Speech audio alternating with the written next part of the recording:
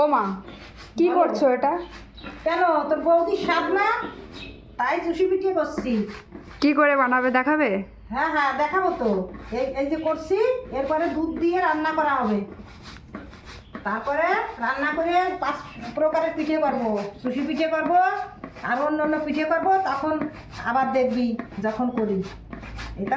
তো দেখুন মা কত তাড়াতাড়ি করে পিঠেগুলো কাটছে, কত স্পিড মায়ের হাতে। ও মা, হয়ে গেল পিঠে বানানো? হ্যাঁ রে, এটা কত রকম পিঠে করেছি। দাঁড়াও দেখি কি কি। বল। তুমি নাম বলবা, ঠিক আছে? কি হ্যাঁ। কোনটা কি পিঠে হ্যাঁ, বলো, একটা করে নাম বলো। আমি দেখাচ্ছি, এটা কি পিঠে বলো। ওটা এটা? হচ্ছে ভাজাকুলি, এইটা? ওটা হচ্ছে দুধকুলি, এইটা?